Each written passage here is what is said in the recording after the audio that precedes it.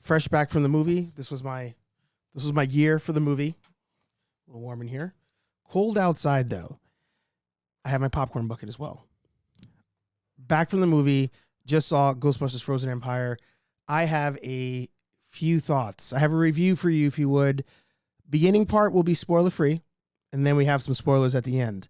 So feel free to watch the beginning. I won't say anything that wasn't in the big trailer. I won't reference anything that was in clips. But I think you want to sit down for this one. So let's talk about it. Let's hit that intro.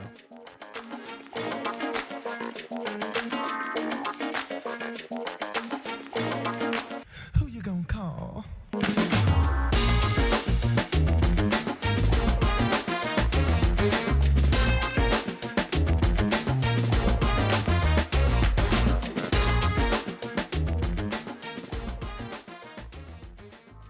All right. Thanks for stopping by the channel.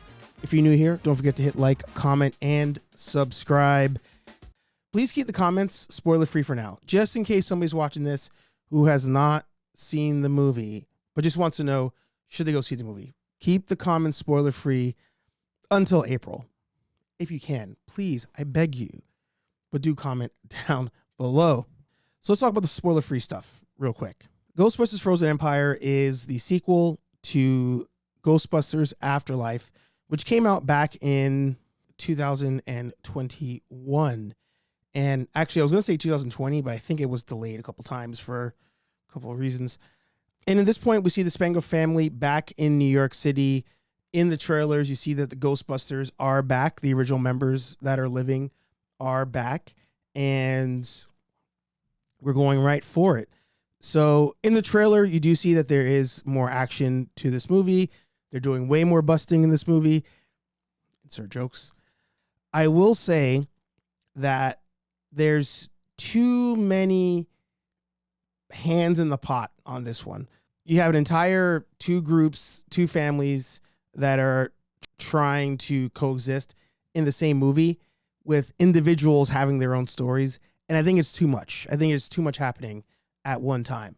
As far as the OGs go, Dan Aykroyd gets the most screen time, and it's great.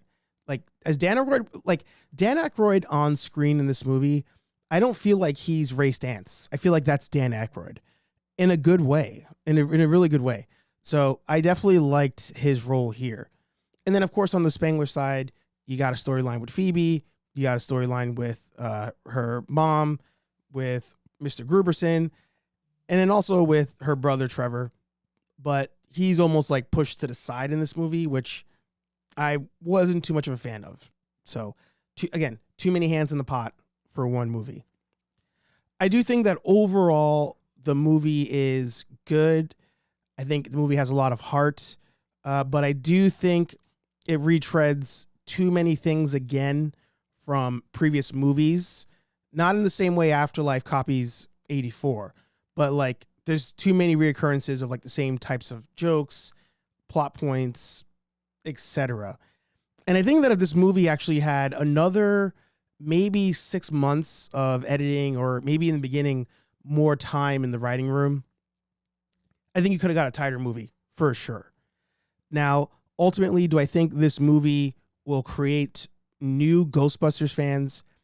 Sadly, I don't. Do I think this movie merits a 4 out of 10 like what IGN gave it? Absolutely not. Not even close. So do I recommend you go to the theater and see this movie? Taking my Ghostbusters flight suit off, I would say you don't really have to go to the theaters to see this movie. But putting my flight suit on, please go see this movie, because I really want more Ghostbusters movies to come out. So that's where I'll leave it as far as the spoiler-free review. Numerically, I'm giving this movie a 3, maybe 3.5 out of 5. That's kind of where I'm going to leave it. But Anthony and I are going to talk about the movie, and then maybe I'll revise my score before we publish it fully for you guys. So yeah, let's go into the spoilers. First, I'm going to go through what I did not like about the movie, and then we'll talk about what I did like about the movie. So, I was talking about the repeated jokes, repeated plot points. It's another.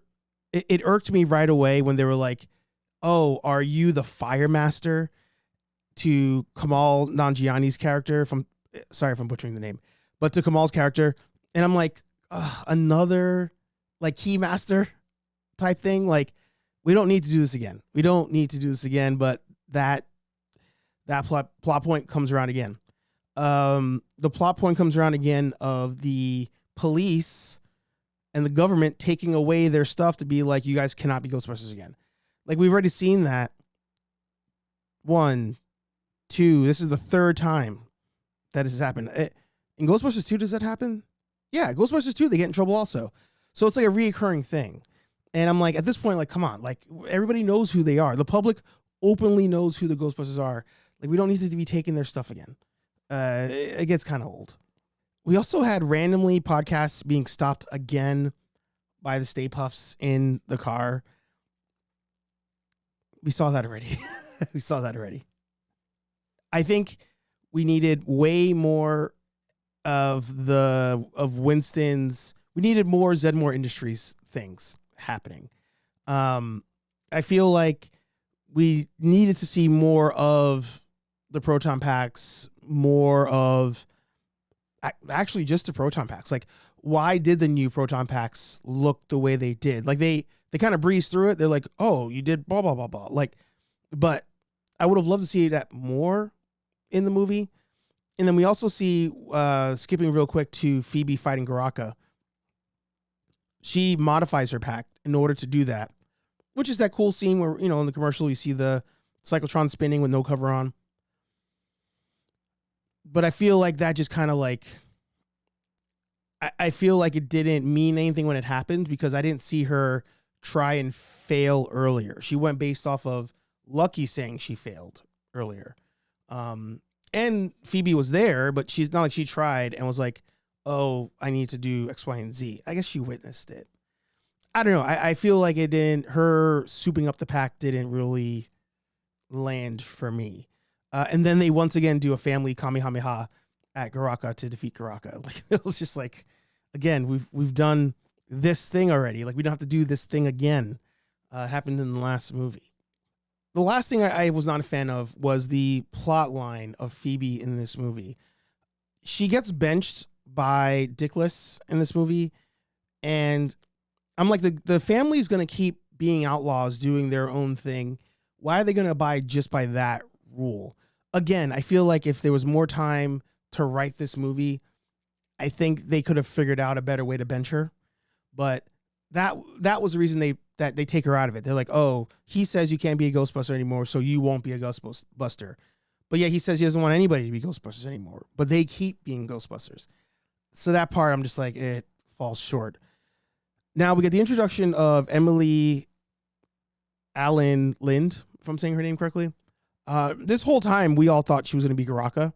She was not. She was not Garaka. But she was merely Dr. Poha from Ghostbusters 2, where in that movie, he's trying to help Vigo get power. In this movie, she's trying to help Garaka get out so that Garaka can open a portal to the afterlife so that way she can reunite with her family. Again, sky portals. But that didn't fully make sense. Like, there was no part where, as a ghost, they even show you why she would know Garaka could do that. Like, Garaka somehow can manifest his powers outside of the orb that he's imprisoned in and control ghosts and talk to her. But, like, I don't understand what's the point of the orb at that point. And if Garaka can do that, I guess why hasn't it been done before? I know that he was in, like, that prison inside the apartment, technically. So it's like the orb and the prison. But I don't know. Her being in the movie, I didn't really feel was necessary and serve a greater purpose here. But then there was, like, that quasi love story between her and Phoebe, where Phoebe takes her spirit out of her own body to be on the same level as her. Again, that didn't really land for me. Now, all of that aside, the movie was still a lot of fun. Like, those are nitpicks. And I think ultimately, if you're a Ghostbusters fan and you've seen the old movies, this movie does kind of abide by the rules of like some things just don't make sense and some things just kind of happen. And, you know, like even the thought of like the proton packs just existed in the first movie. So in this movie, the new proton packs just existed. They were just like there. It's like, oh, okay, yeah, sure. So it follows a lot of that. Now, I thought it was cool that we did have the whole separate laboratory going on. Like, that was neat. I thought it was great when they went back to the library to like learn about Garaka. I thought it was great when Phoebe and Podcast went on their own like Ghostbuster mission without the family. So I feel like there's a lot of points in this movie that hit. And I feel like there's a lot of points in this movie that, as a Ghostbusters fan, are just fun to see. Slight nitpick, I feel like New York City wasn't nearly crowded enough to be New York City. So it's blatantly not New York City. And the only time where I was like, oh, this is green screen was outside the library. The scene when they are at the Ecto-C and they get the they get the wand out of the Ecto-C and then Podcast throws his hands in the air. Like, that was really bad CGI at that point. So that was the only part in this movie where I was like, oh, visibly, I know I'm not in New York City. But everywhere else, I would have believed you that I was in New York City if there was more people walking around. Otherwise, I was like, wow, this is really empty for New York City. And when Phoebe's in the park playing chess, there's nobody there in Union Square, which is, again, as a New Yorker, that's just weird. I don't know. The New Yorker in me loves the New York part of the old movies. And this one, I feel it's not New York City. But again, the action is fun. The chemistry is fun. The dynamic between Phoebe and Mr. Gruberson and her mother is good. Like, that is actually really good. Pulls at the heartstrings. And I enjoyed it. Paul Rudd in this movie actually is really funny. Not that he sucks in any movie, but Paul Rudd's really good in this movie. And I really enjoyed him in this movie. I'm ready for more of him in Ghostbusters.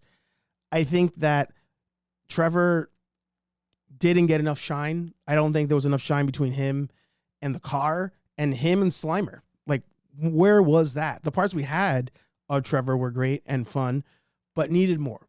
Definitely needed more of that.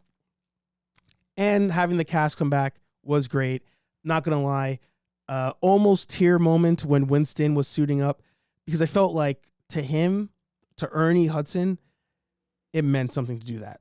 Like, I don't know. That was just conveyed to me like in watching it. So I really enjoyed that.